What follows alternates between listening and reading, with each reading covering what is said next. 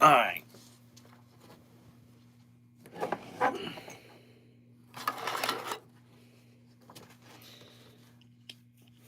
Hey everyone, I'm Big John, and welcome to another episode of the Disability Show Live. This week, I want to talk about some shopping tips. Now, of course, when you go to Disney, you want to do some shopping, and they have some of the best stores on property. Now, if you see something in a store that you feel you must have, you may want to get it. Or wait till you see it again at another store, hopefully a better price. Like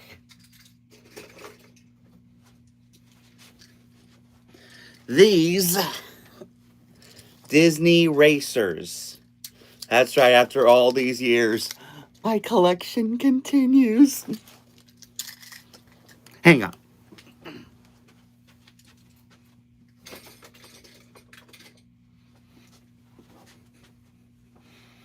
All right. Sorry, I had to do that.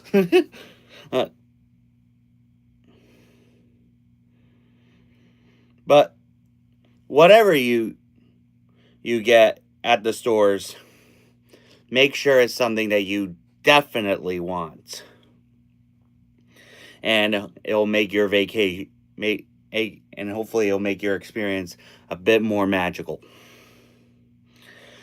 So anyway, that's my tip. As always, if you have any questions on how to do Disney for people with disabilities, let me know in the chat if you're watching this live, or in the comments if you're watching this later, and I'll make sure it gets into a future episode. And now it's time for this week's Top 5. Now, Hollywood Studios has some fantastic entertainment, despite losing Muppets.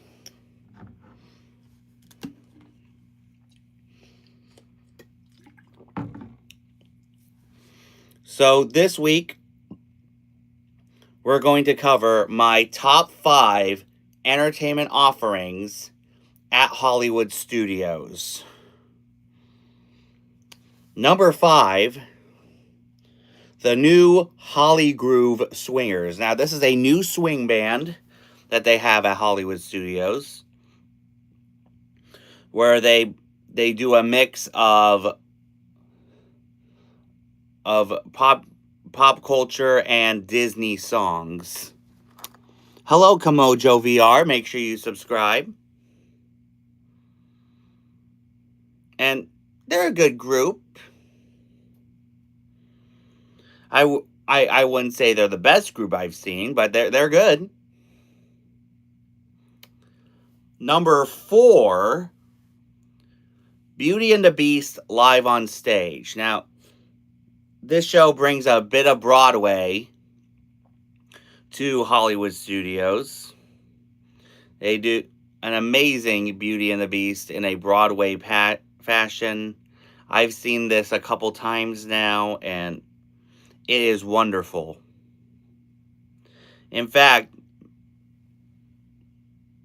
why do I look like in real life? I have autism, Booski.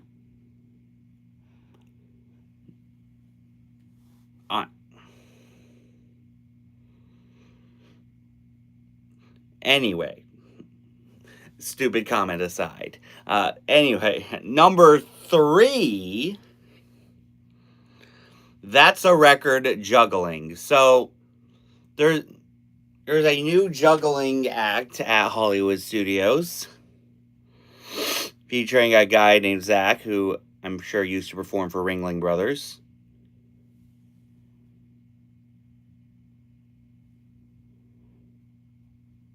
Moving on. And he does some great juggling, and he actually got me into the act. That video will be coming up in the future, so make sure you stay tuned for that.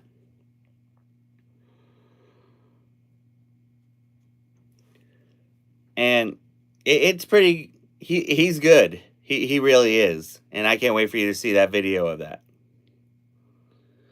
All right, number 2, Villains Unfairly Ever After. Now, this is the all-new villain show that they added back in May.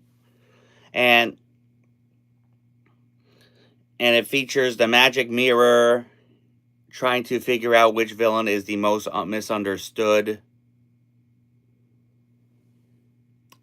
You'd be surprised how much people with autism can do, Booski. There is no limit. Never forget that.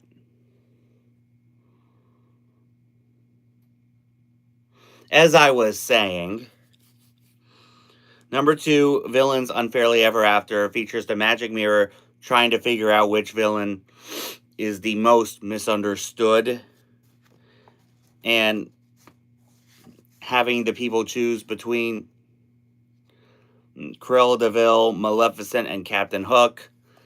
Clearly, Maleficent is clearly the most popular, but it changes a lot. I won't tell you who was chosen in my video. You'll have to wait in the future for that video to come up. And my number 1 entertainment offering at Hollywood Studios, Phantasmic. Now, this is their big nighttime spectacular that they do. It features Sorcerer Mickey conjuring up all sorts of wonders in his imagination. And, of course, all the evil villains try to take over. But Sorcerer Mickey reminds them, "This is my dream."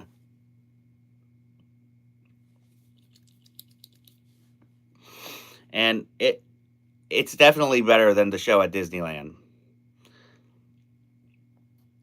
because it has actual seating. Am I a gooner? I don't know what that means. How do you feel about the changes to Rivers of America? Well, Riley Forbes, that's a great question. Am I sad that the Rivers of America is gone? Yes. But am I looking forward to the new Cars area of Frontierland? Also, yes. But at least they still have the Rivers of America at Disneyland, and I go there occasionally. But thank you. That's a great question. So anyway, let me know in the chat or in the comments what your favorite entertainment offering is at Hollywood Studios.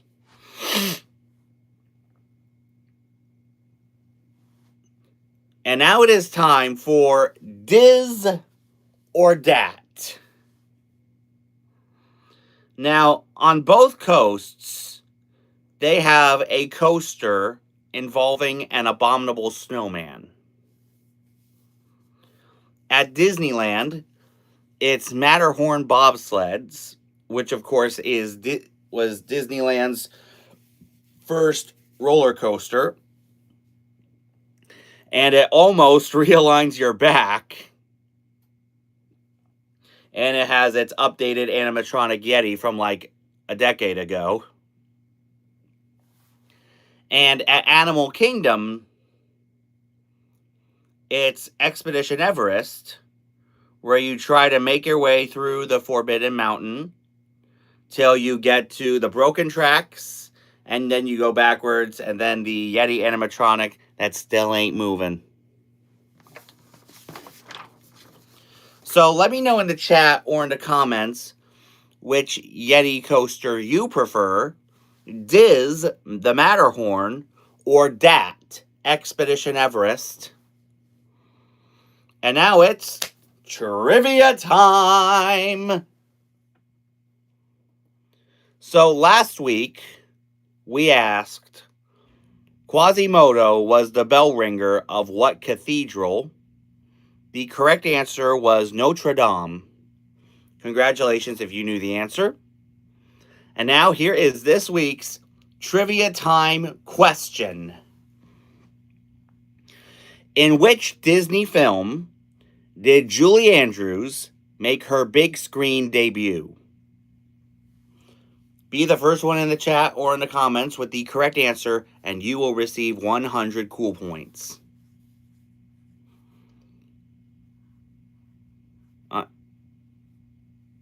So, Disney has announced that next year, which of course will be America's 250th birthday, that first of all, they will be broadcasting the 4th of July fireworks next year from both the Magic Kingdom and Disneyland, and they will broadcast that on both TV and on Disney Plus. So that will be fun. But also, and I think is the most interesting thing from the announcements earlier this week, is that both Disneyland and Walt Disney World will convert Soarin' Around the World into Soarin' Across America, which I think is a fantastic idea. I love Soarin'. I'll always be a fan of the original Soarin', but I don't know if I'll be able to see Soarin' Across America because I don't know how long Disney plans to have that once it opens next summer. You never know with Disney.